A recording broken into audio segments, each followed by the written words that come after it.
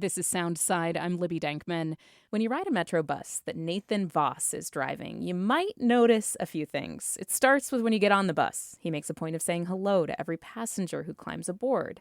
Once you grab a seat, you'll see he's also on the intercom announcing every single stop instead of using the pre-recorded announcements.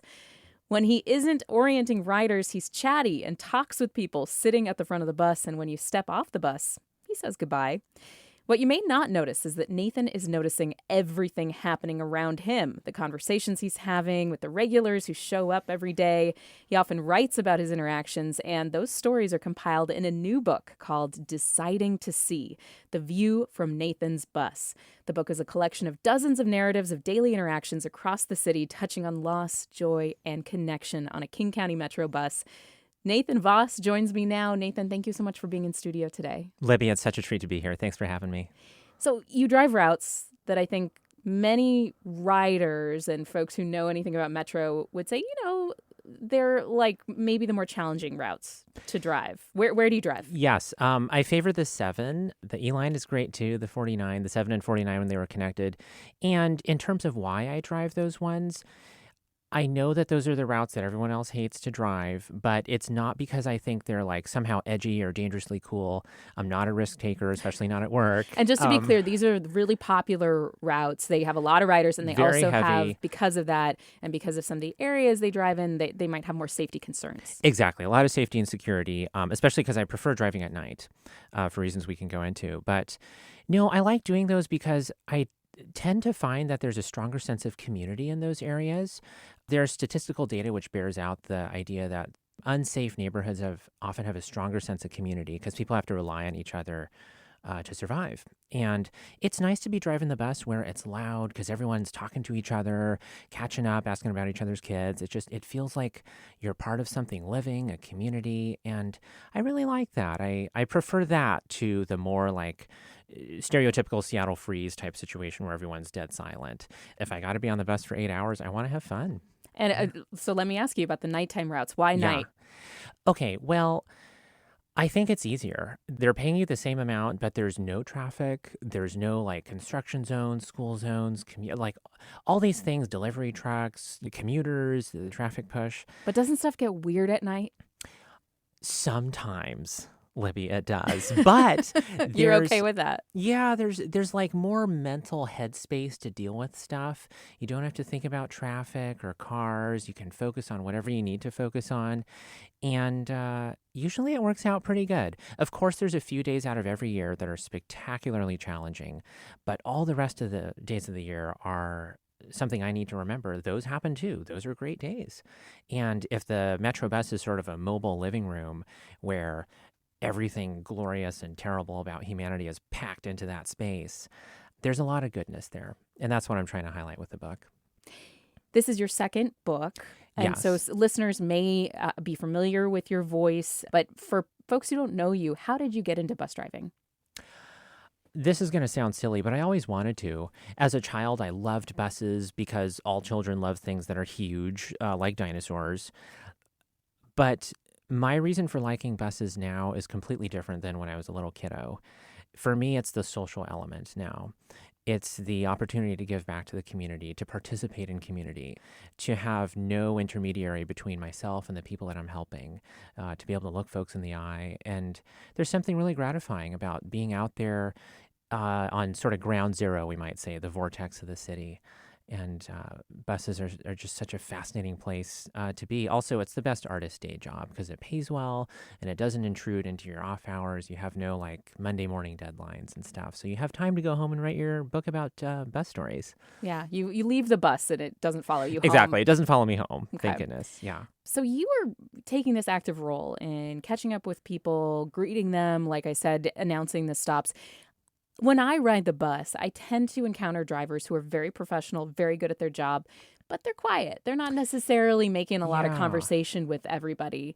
Have you always sort of just naturally been somebody who was outgoing, and so you brought that to the job, or was that a conscious choice for you to like be a more engaged socially driver? Great question. I was super shy as a child. And I worked at Capitol Records in Hollywood, where I was the little mail delivery boy, and I had to get signatures from everyone in every office all up and down the tower. That was the first time where I was sort of in a position where I had to make small talk with everyone. I had to get to know people. I would be a very different bus driver if I hadn't had that job. Even so, when I started driving at Metro, I was quiet. I was focusing on driving. It's pretty overwhelming when you're starting out at that job. But a few years in, I realized this job becomes dramatically more rewarding if I treat everyone as if they're already friends of mine. It really changes things. From a safety perspective, if I'm making eye contact and greeting everybody who comes in, it defuses them. It stops a lot of security things before they even happen. People love being seen and respected and heard. And for that reason, it seemed like a great thing to do. Also, it's just really gratifying to talk with strangers. There's a sort of neurochemical reaction your brain has when you have a positive interaction with a stranger where you feel this sense of belonging to society at large, to humanity. And you can't get that specific neurochemical reaction from interacting with your friends or your family, because your friends and family are not humanity at large. Strangers are. And so it gives me a lot of joy to have a job where I have 8 hours potentially to have that sort of vibe with folks.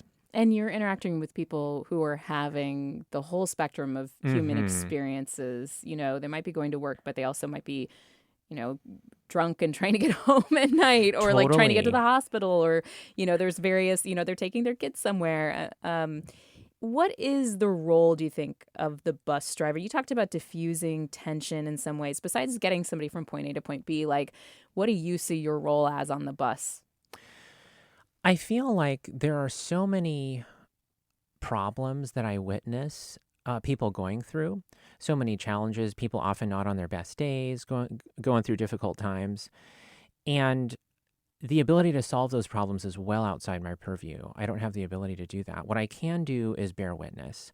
I try to just be there as a smiling, respectful, friendly presence. Hopefully that makes them feel better for 5 minutes. If I can do that, it's worth it that I got out of bed to come to work. And often that's all I can do. But it's rewarding to have someone tell me, you're the first person to say hi to me all day today, stuff like that. It can make a difference. What's your process like for getting the stories down in the book? Because there's a lot of detail. I mean, you're quoting people extensively. You're driving when you're having these conversations. Right, What's your process to actually capture these things? It's complex. We're not allowed to record anything while driving. So it all has to be done by me scribbling notes on those little paper transfers that you have. And as soon as whoever it is gets off the bus, then I start scribbling, praying for a red light. I'm the only bus driver who wants there to be red lights. And often at night, there aren't any. But I'm trying to get specifically what people said down. I want to get the dialogue. Everything else I can remember and put back together later. But what they said and how they said it, tone of voice, word choice, whatever sort of verbal body language they have and how they choose to say things, that's really compelling to me. It shares a lot about a person, and I try to include that in the book. When you're looking at transcripts of real people talking, like court documents or presidential tape recordings, it's way different than fictional dialogue. We repeat ourselves all the time. We interrupt ourselves. We interrupt each other. And there's a sort of music to that. And I try to have the poetry of that spoken word in there because I think it's interesting. It's linguistically compelling, and it tells us a lot about the people. There's always the risk when you're sort of phoneticizing how people say stuff, if they have accents. And there's the risk of appearing that you're satirizing them. That's not the aim here. I hope it's obvious through context that we're trying to present a truthful and respectful portrait of these folks. Yeah. I was really struck by one of the shorter stories in the book. It was about a man, and I believe that you picked him up on the E-line on Aurora, and he was telling you that he was going to take a sabbatical. And like in the course of speaking to him, you realize this man has been in prison for 6 years. He got out recently. He was going to go be able to see his wife and mother. And then he, because of some small violations of his parole, had to go back to prison probably for another 38 months or something. I mean, a long time. Yeah, a number of years. Yeah. Like, how did you choose to kind of capture that, and what were your thoughts when you were speaking to him? Well, I always remind myself when I'm out there, I don't know the context of what these folks have been going through. And I studied photography in art school, and they would always talk about how photography is not a good medium for raising awareness because it doesn't have any context. You never see before and after. Photography always has to be supported with journalism for that reason. And in like fashion, when I'm out on the street with folks, only seeing sort of a glimpse, quote unquote, photograph of them right now. I don't know what they've gone through before. And who they were before may be a very different person from who they are now. And this guy just seemed like a decent guy, you know? He was talking about making mistakes. Yeah, turned his life around and just seemed to have amount of self-awareness that I had a lot of admiration for. And I couldn't help but wonder what compelled him to break parole and continue breaking parole. Was it for something beautiful? Maybe romance, maybe something, you know? And you just don't know. Mm-hmm. Yeah. But his the way he was framing things, saying, I'm going to go on a sabbatical. For you, Mm-hmm. it was sort of like he's about to go back to a into place that he was stuck in right. for 6 years. And his ability, I think that's a thread in this book, is people's ability to have optimism, to find Exactly. optimism even in dark places. He's choosing to see this not very great situation he's in a positive light. You've been driving for 18 years. And in that time, I think we've had so many additions to our lives that let us tune out the outside world.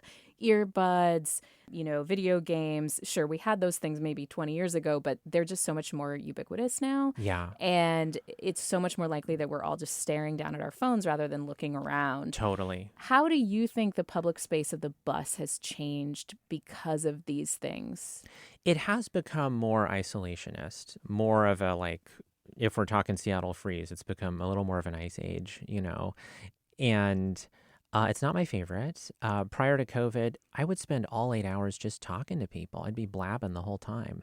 That changed significantly, but it's slowly. Do you think it was the pandemic or technology or a little of both? I think it was the pandemic accelerating technology and creating an environment of suspicion and fear never helps. People need to feel safe in order to communicate with each other.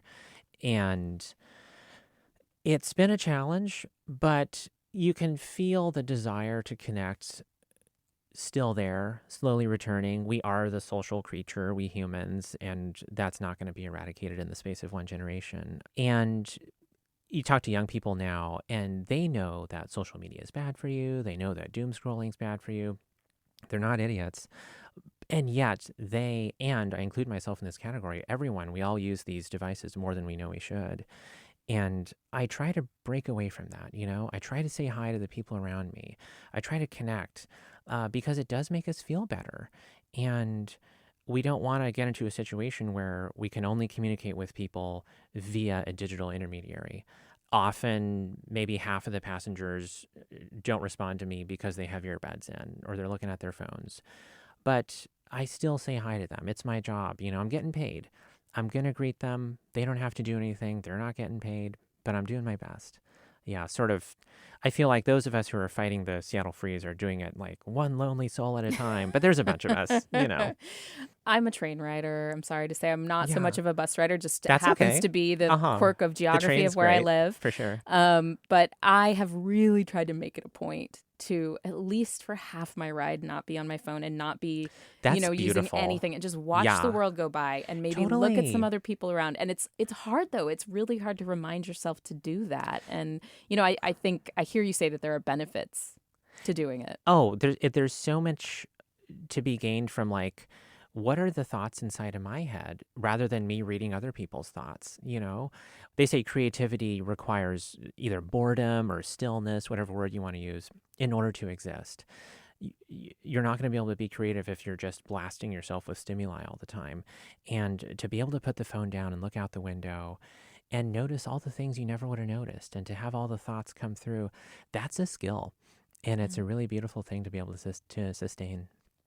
So it's clear from this book you have a lot of trust and respect for writers, and I don't want to undercut that. But I do want to bring up the fact that there's been some heightened safety concerns Yes. for drivers, particularly. We had the terrible murder of Sean Yim, a Metro driver who was stabbed in the U District, not far Friend from of where mine, we yeah, are. yeah. I'm so sorry for Thank your you. loss. That was a horrible incident. And it was also something that put a spotlight on safety for Metro drivers. How did that loss, or how did you process that Yeah. loss, and how did it change the way that you interact or that you approach the job? Did it? Gosh, I may not have the requisite self-awareness to give a good answer to that. It might be too soon, but any person you talk to on the street will tell you that the real currency of the street is not money but respect. And how I treat people is generally how I'm going to get treated in return. Whatever energy I put out there is what I get blasted in my face times 10. And that strategy works pretty well for making situations safer. It never hurts. It's not a strategy that works every single time, of course, but no strategy does.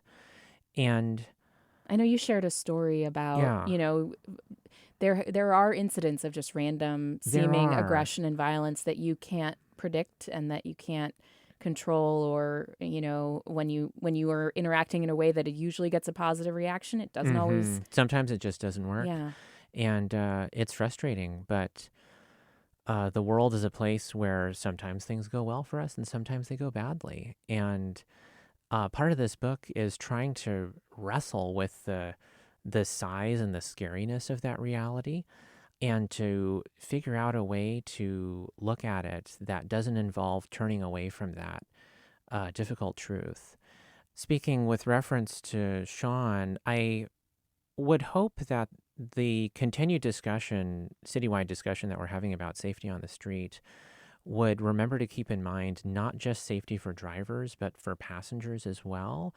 Installing any sort of heavy duty militarized like shield type situation to protect drivers does absolutely nothing for passengers. There needs to be some sort of shift in our understanding of what constitutes acceptable behavior on the street, much more than just protecting drivers. Is there a favorite story that you want to leave us with Oh boy. from the book, or a favorite person that you met in the course of writing the book, that you captured here, that leaves us with kind of a little bright slice of your life as a Metro bus driver? So the book is, although these are discrete stories, many of them are interlinked. There's recurring characters, and we meet them, and sometimes they're not doing so well, and then we meet them again, and we meet them another time, and we watch their lives change. There was a woman who, in the beginning of the book, has recently gotten off drugs. She's desperate to find her daughter in Minnesota, who she was sort of conned out of being able to. She was asked to sign some papers that she didn't understand, and so she no longer had access to her daughter. And she was going to go to Minnesota and be homeless, even if she needed to be, to find her daughter and reconnect with her daughter and tell her daughter that she loved her, etc. And I hear people talk about their enthusiastic plans for what they're going to do, and often it doesn't turn out. Here it did. She shows up in the book 100 pages later, and she has reconnected with her. I was almost scared to ask her when I saw her again, like 6 months later. Did all of that stuff work out? Are you okay? Yeah, she was okay. It was miraculous. Truth, I think it was Mark Twain who said something like, the difference between truth and fiction is that fiction has to be plausible. In the real world, stuff can be crazy, both in the negative sense, but also in the positive. There's some intensely beautiful things I see out there. One of my favorites is when people who have been homeless on my bus, sleeping on my bus, etc., I see them on the street, I see them at their worst, and then 2 years go by, 5 years, and I see them again, barely recognize them, and they come up to me, they're like, hey, bus driver, I want to let you know, I have a job, I have an apartment, I'm a father now, etc. And I noticed that's so important for them to tell me, which is weird because I'm just the bus driver. I'm probably almost just a stranger to them, but I was the person who saw them when they were at their worst, and they want to tell me, they want to inform me, look, I'm better than that. And the humanity of that is very moving to me. Mm. Well, it's just got a ton of really beautiful moments like that. Nathan Vass is the author of the new book, deciding to see The View from Nathan's Bus. Nathan will be at Elliott Bay Books on Friday, May 30th at 7 p.m. You're going to do third place also on the 22nd, right? Correct. That's down in Seward Park. In Seward Park, the third place books in Seward Park on May 22nd. Nathan, thank you so much for being here. It's really been a pleasure to read the book and also chatting with you for the first time. Libby, so much fun to be here. Thank you so much for having me and for talking about the book with me. Thank you. Thanks for listening to Soundside. This show is only possible because listeners support us. If you're able to give right now, please check out the show notes for a link to donate. And don't forget, you can listen live on KUOW 94.9 FM Seattle at noon and 8 p.m., Monday through Thursday, or anytime online at KUOW.org.